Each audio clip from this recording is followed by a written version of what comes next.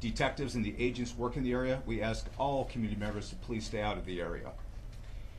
I am absolutely confident that this city is safe. There is no continuing threat to our community as a result of this incident. Now, let's get back to the business of rebuilding the city and continuing our tradition and way of life. This is a city of people celebrating life, and it's a beacon and a safe haven for all. And we really focus on inclusivity and a community that is welcoming to all people. This is where you want to be. Palm Springs is the place. And I think you're going to see that over the upcoming months. Lastly, I really want to recognize the IVF community. This has been one of those heartbreaking things for many community members who are going through the process of trying to build families. And we want you to know that this city is in your court, because those embryos that are there right now are going to be the future leaders of this community. And so we support you, we see you, and we want to be in your camp. And so please, as we continue to move forward, this is an opportunity for us to show the IVF community just how much we support them and we can do. I'm asking all people in Palm Springs, people who live here, people who treasure this as a home, get on social media and show how wonderful this city is. Take a photo of the best place that you would like to show the world what's going on and post it, because that's how special this community is. I'd like to turn over to Fire Chief Paul Alvarado.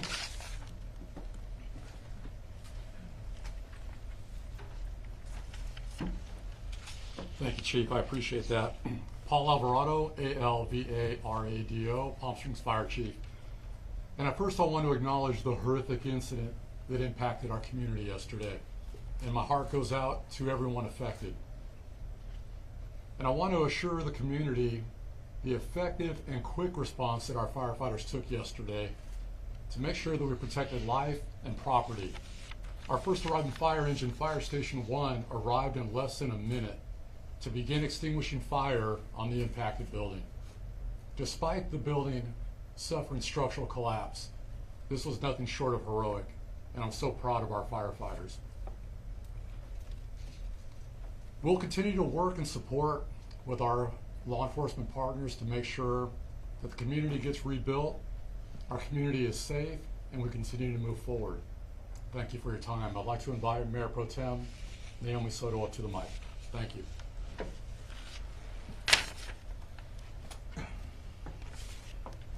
Good afternoon, or good morning. It feels like afternoon already. My name is Naomi Soto. I'm the Mayor Pro Tem here in the city. Yesterday, Palm Springs experienced a tragedy. A person who wanted to instill fear in our community with an act of terrorism. This person may have caused damage to our buildings, but that person only managed to unite our community even more. We stand united against violence, against hate. Palm Springs is a city of love, acceptance, joy, and hope. I want to assure this community they are in good hands with Police Chief Andy Mills and Fire Chief Paul Alvarado and the brave men and women who responded immediately to the scene of the explosion. And to our partners at the FBI, who are doing everything they can do to find those responsible, we are in deep gratitude to you all.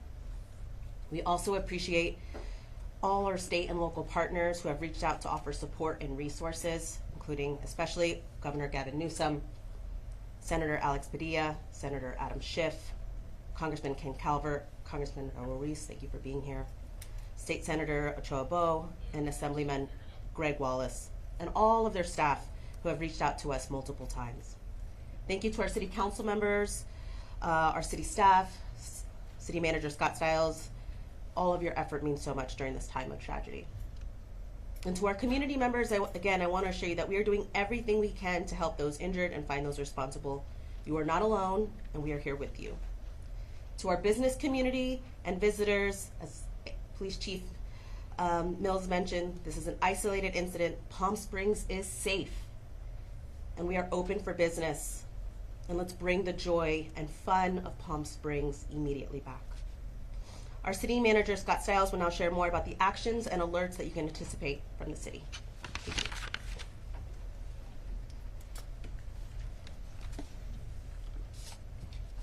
Thank you, Mayor Pro Tem. I'll be very brief, but just a few words, especially for our residents here in Palm Springs. We want to let you know that all of our city departments are working around the clock, 24/7, to be fully coordinated on everything we can do, from opening up streets as quickly as possible and to providing services and restoring services as quickly as possible.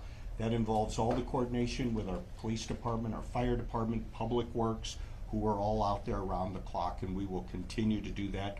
We hope to be opening streets up very soon as possible, and we'll continue to push that out. I do want to mention, especially for our residents, we've created a special landing page on our Engage Palm Springs platform, and that's where people can get all the latest up-to-date information that we're going to be putting out. So please go to that Engage Palm Springs website.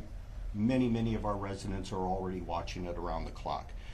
The other thing I want to mention very briefly, with the horrific nature of this explosion, as you know, it damaged a great number of businesses and residential properties in and around the vicinity.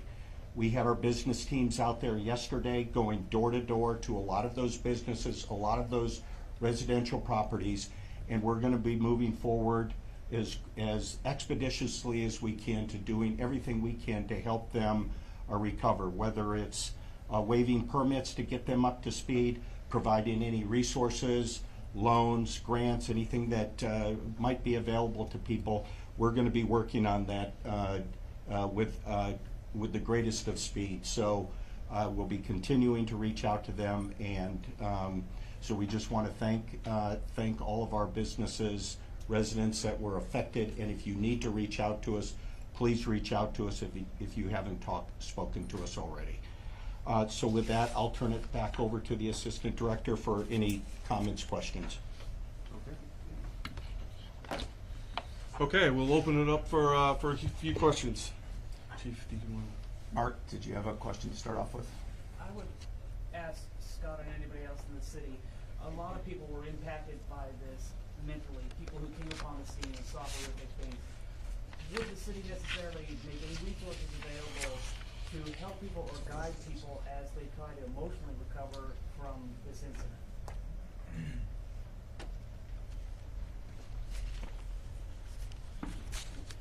Thank you, Mark. We've had some conversation about that. We know, especially even among our city staff that were on scene and may have witnessed stuff and seen stuff.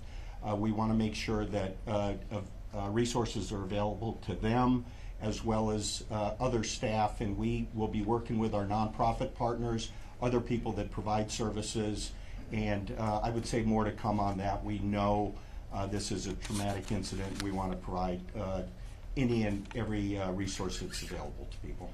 Chief Mills, I have a question for you. Is there anything you can tell us about the suspect in the state line? There was something posted about his online ramblings. Was he in fact conceived by IDS, and do you have something against it because of his conception that way? Yeah, I want to be very careful how we respond, so I'd like to keep it under one roof, and I'll have Assistant Director Davis respond to that. Thanks, Chief.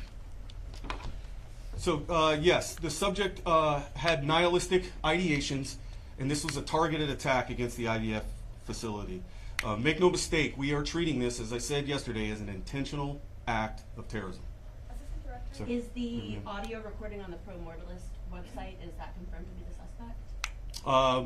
I'm not going to answer that at the time. Okay. Investigation's ongoing. Assistant Director, are you aware of a possible manifesto? Is that part of the investigation? And I am. possible planned attack for next week? We are looking through that. We are tracking a possible manifesto out there, and it's part of our ongoing investigation. And was this explosion being live streamed? We believe he was attempting to live stream it, and yes, that is also part of our investigation. Was it successful?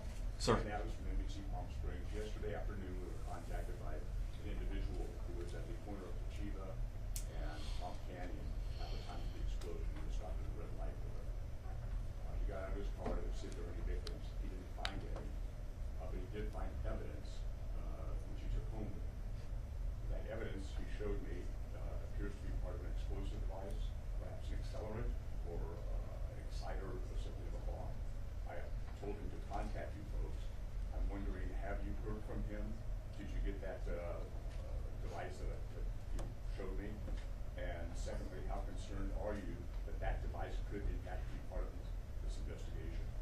So I'm not going to comment on who's providing evidence or who's providing tips. You guys can all understand that. We're receiving tips, hundreds of tips a day, and we're following up on all of them. As you guys can imagine how large this scene is, there's evidence strewn all about in a 360-degree perimeter in several hundred feet in every direction. So we are collecting evidence all over from a whole host of sources. If I can just comment. Do you have, Yep, go ahead, sir. For those community members who have found pieces of what they believe is evidence, they really need to get a hold of us. You can call the local number or the FBI. This is unacceptable, and let's be really direct with that. If that person, if you could recontact them for us, and let them know they need to turn it in. I believe he's been in contact with you, and looking online this morning, the device is described as one that's commonly used as explosives. So, Okay, well- any further comment on that at all? I mean, make no mistake, sir. This absolutely were explosives used in this incident. A large bomb went off in the city of Palm Springs yesterday. And this certainly has been part of that evidence. Could be. When you Yeah. talk about this 25-year-old, was he already known to law enforcement, or was this the first time that he's popped up on your radar?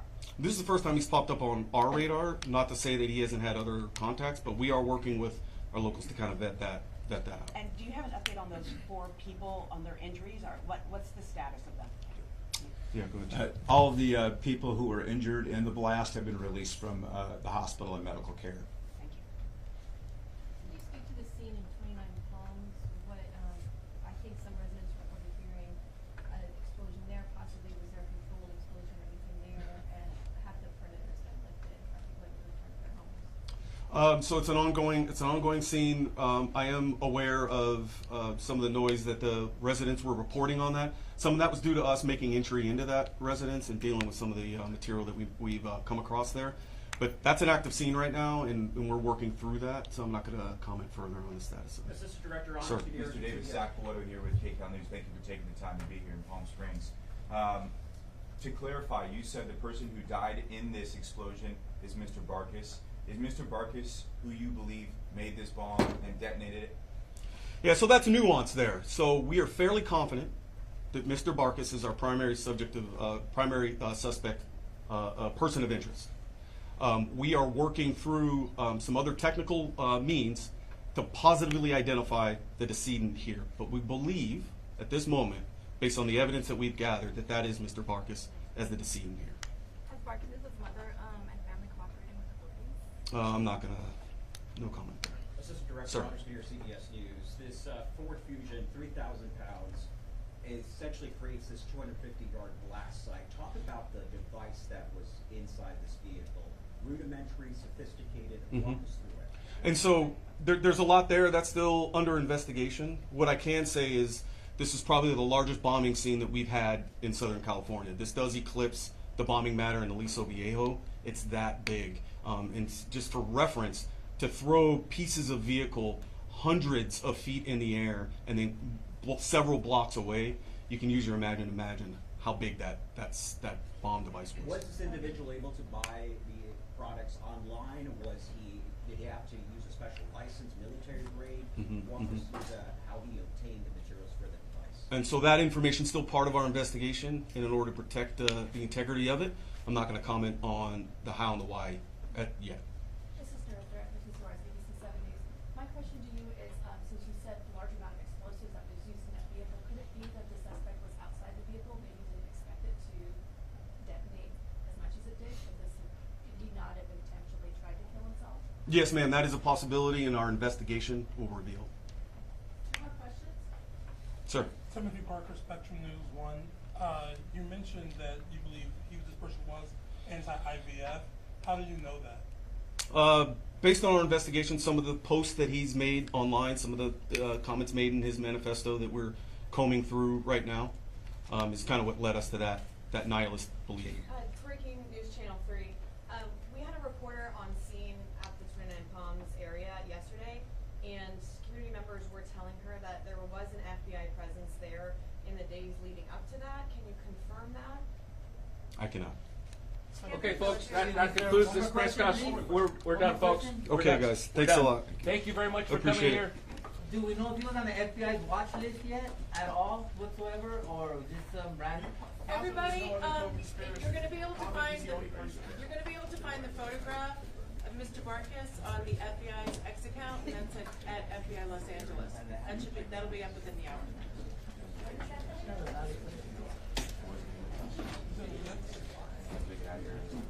I did ask whether or not he would.